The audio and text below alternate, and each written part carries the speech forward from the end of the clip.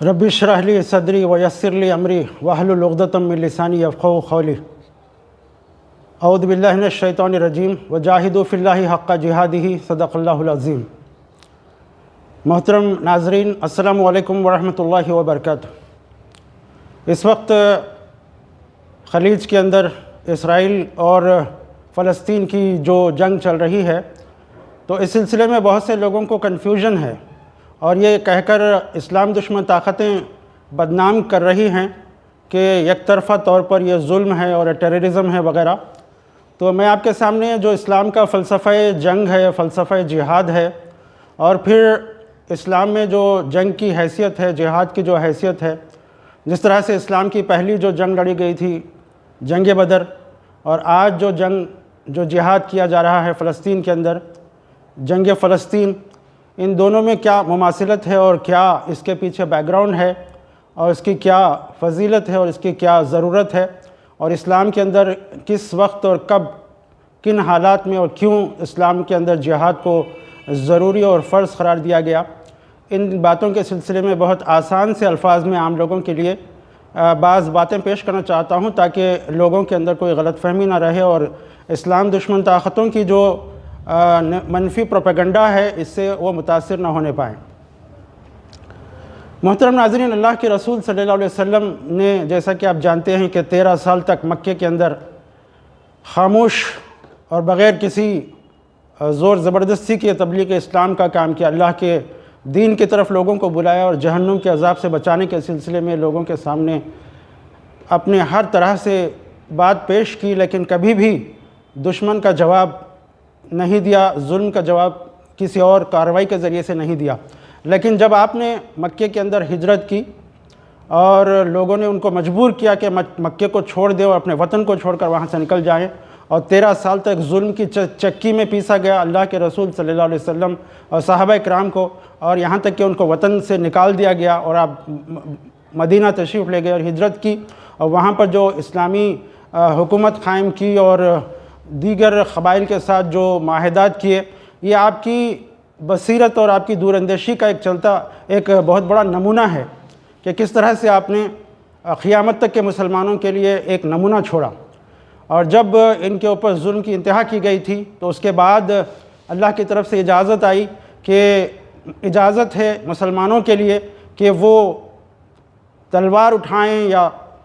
اس طرح سے جدوجہد کریں جس کے ذریعے سے ظلم کا خاتمہ ہو سکے۔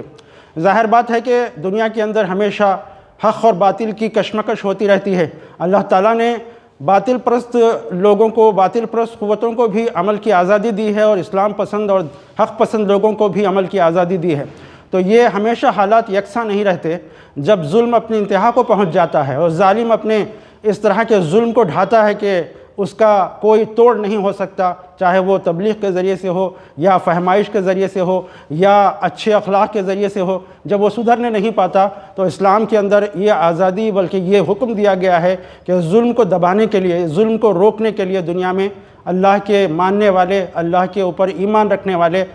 اس کا جواب دیں۔ اللہ کے رسول صلی اللہ علیہ وسلم نے جب مدینہ کے اندر اپنی چھوٹی سی سلطنت قائم کی اور باطل پرست قوتیں چاہتی تھیں کہ اس کو مٹا دیا جائے، تو آپ نے اس کی تیاری شروع کر دی کہ مکے کے جن لوگوں نے آپ پر ظلم کیا تھا، اللہ کے دین کو ختم کرنے کی ناپاک کوششیں کی تھیں، ان تمام لوگوں کو اس طرح سے بتایا جائے کہ اسلام کے اندر صرف ظلم سہنا نہیں ہے بلکہ اس ظلم کا جواب دینا بھی جائز ہے، بلکہ ضروری ہے۔ تو اس کے لیے بعض لوگ کہتے ہیں کہ جنگ بدر جو ہوئی تھی وہ ایک مدافعانہ جنگ تھی، حالانکہ یہ کم فہمی اور کم علمی کا نتیجہ ہے۔ اللہ کے رسول صلی اللہ علیہ وسلم نے اس کے لیے باضابطہ پلاننگ کی، اور جب مکے کے لوگ تجارت کے لیے شام کی طرف جاتے تھے، وہ راستہ مدینہ کے قریب سے ہو کر گزرتا تھا، تو اللہ کے رسول صلی اللہ علیہ وسلم نے کچھ ایسے جتھوں کو اور جیسے قافلوں کو بھیجا جو ان کو ڈرائیں، ان کو بتائیں کہ تم ہماری زد میں ہو اور تمہارا اس راستے سے گزرنا آسانی کے ساتھ اور بہت ہی سکون کے ساتھ گزرنا ممکن نہیں ہے، بلکہ ہم یہاں ہیں جو تمہاری نقل و حرکت کو دیکھ رہے ہیں اور تمہارے خلاف کوئی کارروائی بھی کر سکتے ہیں۔ تو اس چیز کو دیکھ کر مکے کے جو سردار قسم کے لوگ تھے، جو اسلام کے راستے کو روکنا چاہتے تھے اور اسلام کو ختم کرنا چاہتے تھے نعوذ باللہ، اور مسلمانوں پر انہوں نے ظلم کے پہاڑ توڑے تھے اور گھروں سے نکالا تھا، وطن سے نکال دیا تھا، تو اس وقت ان لوگوں نے تیاری کی اور مدینہ کے اوپر چڑھائی کرنے کے سلسلے میں ان لوگوں نے اپنا ایک جتھا بنایا اور آ کر میدان بدر کے پاس ٹھہر گئے۔ تو اللہ کے رسول صلی اللہ علیہ وسلم بھی اپنے ساتھیوں کو لے کر، اپنے صحابہ کرام کو لے کر آپ نے میدان بدر کی طرف کوچ کیا، اور جتنی قدرت اور جتنی قوت اور جتنی صلاحیت اللہ کے رسول صلی اللہ علیہ وسلم جمع کر سکتے تھے، جتنی افرادی قوت جمع کر سکتے تھے، وہ تمام کو لے کر جا کر میدان بدر میں آپ نے ٹھہرا فرما دیا۔ اور اس کے بعد آپ نے پوری تیاری کرنے کے بعد، تمام تیاریاں مکمل کرنے کے بعد، جب آپ سر مبارک اپنا سجدے میں جھکاتے ہیں اور اللہ سے گڑ گڑا کر دعائیں کرتے ہیں کہ اے اللہ آج یہ مٹھی بھر مسلمان تیرے نبی کی مدد کرنے اور تیرے دین کو قائم کرنے کے سلسلے میں یہاں جمع ہوئے ہیں، جس فتح کا تو نے مجھ سے وعدہ فرمایا ہے اس وعدے کو پورا کرنے کا آج دن آ گیا ہے۔ دیکھ تیرے دشمن اور تیرے دین کے اور تیرے نبی کے دشمن کس طرح سے اس وقت ان کو ختم کرنے کے سلسلے میں جمع ہوئے ہیں۔ اے رب کائنات، اگر آج یہ مٹا دیے گئے تو تیرا نام لینے والا، تیرے دین کے اوپر چلنے والا شاید ہی کوئی ہو۔ تو اس طرح آپ نے گڑ گڑا کر دعائیں کی۔ مطلب اس سے یہ ہم کو سبق ملتا ہے کہ مسلمان اپنی مقدور بھر کی حد تک کوشش کریں، اس کے بعد اللہ سے دعائیں مانگیں فتح و نصرت کی، اور اللہ کی مدد کی دعائیں مانگیں۔ جو لوگ فاتحہ کی مٹھائیاں کھا کر گنبدوں کے اور مسجدوں کی محرابوں میں بیٹھ کر فانصرنا علی القوم الکافرین کی دعائیں مانگتے ہیں، اللہ کی مدد ان لوگوں کو نہیں آتی، بلکہ مدد اس وقت آتی ہے جب انسان اپنی پوری صلاحیتوں کو، اپنی پوری امکانی حد تک جتنی قوت ہے ان کو جمع کرے اور باطل پرست قوتوں کے خلاف مقابلے کے لیے تیار ہو، اور اس کے بعد اللہ سے مدد کی دعائیں مانگے۔ تو اس وقت اللہ کی مدد آئی۔ 313 مسلمان، جب اللہ کے رسول صلی اللہ علیہ وسلم نے سر مبارک سجدے سے اٹھا کر مسلمانوں کو آگے بڑھنے کا حکم دیا، تو مسلمان اپنی جو قسم پرسی کی حالت کے باوجود بھی ایک کھجور کی چھڑیوں سے بھی مارتے تھے تو لوگوں کی، دشمنوں کی گردنیں اڑ جاتی تھیں، اور اللہ تعالیٰ نے فرشتوں کو بھیج کر مسلمانوں کی مدد فرمائی۔ آج بھی فلسطین کے جو تاریخی واقعات ہیں ہم جب دیکھتے ہیں تو ہم کو معلوم ہوتا ہے، جاننے والے جانتے ہیں، مطالعہ کرنے والے نہیں، اگر مطالعہ نہیں کیا ہے تو معلومات حاصل کریں کہ 75 سال سے لوگوں کے اوپر ظلم کیا گیا، ظلم کی چکی میں پیسا گیا، معصوم نہتے بچوں کو تہہ تیغ کیا گیا، ان کو ہر طرح کے تشدد کا نشانہ بنایا گیا، ہزاروں فلسطینیوں کو لے جا کر ایسی تنگ کوٹریوں میں، ایسی جیلوں میں رکھا گیا جن پر ظلم کی انتہا کی گئی۔ 75 سال سے مسلمانوں نے ظلم کو سہا، فلسطینیوں نے، مسلمانوں نے وہاں کے ظلم کو سہا، حالانکہ یہ ان کی اپنی زمین تھی، اپنا وطن تھا۔ اس کے اوپر باہر سے آ کر باطل پرست قوتوں اور مغربی ملکوں نے ایک ایسا سازش کے ذریعے سے ان کو یہاں پر لا کر بسایا کہ یہ لوگ آ کر خود فلسطینیوں کے اوپر ظلم کرنے لگے۔ ظلم کی جب انتہا ہو گئی اور باطل پرست قوتوں نے یہ سمجھا کہ اب ان کو پیس کر رکھ دیں گے اور ان کا نام و نشان مٹا دیں گے، اس وقت جب ان کو اطلاع ملی فلسطینیوں کو، تو انہوں نے اس وقت حملہ کیا۔ یہ حملہ یا یہ جو ڈرونز یا پھر جو بھی انہوں نے کارروائی کی، بعض لوگ یہ سمجھتے ہیں کہ غیر ضروری طور پر دشمن کو للکارا گیا، لیکن آپ کو معلوم ہونا چاہیے کہ یہ سنت نبوی ہے۔ اللہ کے رسول صلی اللہ علیہ وسلم نے بدر کی جنگ سے پہلے جس طرح سے اپنے قافلوں کو بھیجا تھا، اپنے جتھوں کو بھیجا تھا تاکہ باطل پرست قوتیں ایک میدان میں آئیں اور ان کا سر کچلا جا سکے، اسی طرح ان لوگوں نے جب ظلم کی انتہا ہو گئی تو ان کو میدان میں لانے کے لیے انہوں نے اس طرح سے چھیڑخانی کی۔ آپ دیکھتے ہیں کہ کس طرح سے اللہ کی مدد ان کو آ رہی ہے۔ وہ لوگ جو نہتے ہیں، وہ لوگ جن کے پاس کوئی افرادی قوت بہت کم ہے، وہ لوگ جن کے پاس کوئی جنگی ساز و سامان نہیں ہے، ان کے اوپر دنیا کی 5 بڑی قوتیں جن کو سپر پاور کہا جاتا ہے، جو غرور کے اندر فرعون بنے ہوئے اکڑی ہوئی گردنوں کے ساتھ آ کر کہتے ہیں کہ ہم تمہیں نیست و نابود کر دیں گے، تمہارا نام و نشان مٹا دیں گے، تمہیں صفحہ ہستی سے مٹا دیں گے، لیکن یہ نہتے مسلمان، دشمن ان کی عورتوں کو، ان کے بچوں کو قتل کر سکتا ہے لیکن مجاہدوں کو قتل نہیں کر سکا۔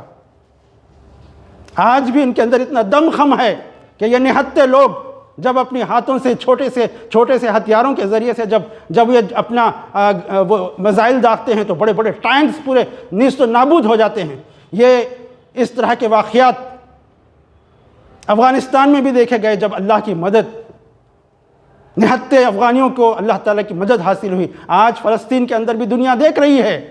کہ کس طرح سے نہتے معصوم لوگوں کو اور نہتے اور بے زور لوگوں کو، کمزور لوگوں کو کس طرح سے اللہ کی مدد حاصل ہوئی، اور دنیا کی 5 بڑی قوتیں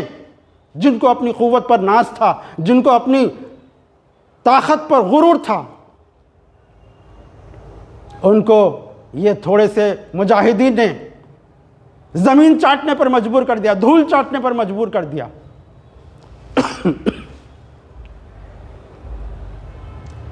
اس سے ہم کو یہ سبق ملتا ہے کہ مسلمانوں، دنیا کے کمزور لوگوں، دنیا کے مظلوم لوگوں،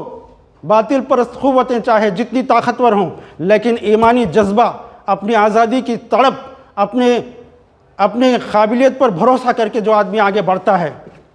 اسے اللہ کی مدد حاصل ہوتی ہے۔ اگر آج ہم ایسے ہی بیٹھے رہیں، دنیا کے 57 ممالک، اس کے حکمران جو آج چوڑیاں پہن کر تماشا دیکھ رہے ہیں کیونکہ وہ بکے ہوئے غلام ہیں، آج اگر مسلمان جاگے نہیں اور ان کے حکمران اگر آگے نہیں بڑھے اور انہوں نے باطل پر قوتوں کے سامنے ڈٹ کر مظلوموں کا ساتھ نہیں دیا تو دنیا میں بھی ناکام ہوں گے اور آخرت میں بھی، اگر آخرت پر یقین ہو۔ لیکن مجھے امید نہیں ہے کہ ان لوگوں کے اندر ایمانی حرارت ہوگی، جذبہ ایمان ہوگا، آخرت کا ڈر ہوگا، اللہ کی مدد کا یقین ہوگا۔ اگر ہے تو ان نہتے مسلمانوں کے اندر ہے اور دنیا کے ان عوام کے اندر ہے جو اپنے آپ کو مجبور پاتے ہیں۔ آج دنیا کے ہزاروں نہیں بلکہ لاکھوں کروڑوں لوگ ہیں، تڑپ رہے ہیں، جو فلسطینیوں کی مدد کرنا چاہتے ہیں۔ اگر ان کو راستہ ملے، ان کو موقع ملے تو ان مظلوم مسلمانوں کی مدد کے لیے جانے تیار۔ بہرحال اس تمام گفتگو کا ہمیں سبق یہ ملتا ہے کہ ہم اللہ کے اوپر بھروسہ کر کے اپنے دین، اپنے ایمان، اپنی بیوی بچوں، اپنی جان و مال کی حفاظت کے لیے اگر میدان میں اتریں گے اور ہمت کا مظاہرہ کریں گے تو دنیا کی کوئی طاقت نہیں ہے جو مسلمانوں کو اور اللہ کے ماننے والوں کو ہرا سکے۔ اللہ تعالی ہمیں وہ جذبہ، وہ جوش، وہ شوق شہادت اور وہ تمنا اور وہ سر اٹھا کر جینے کی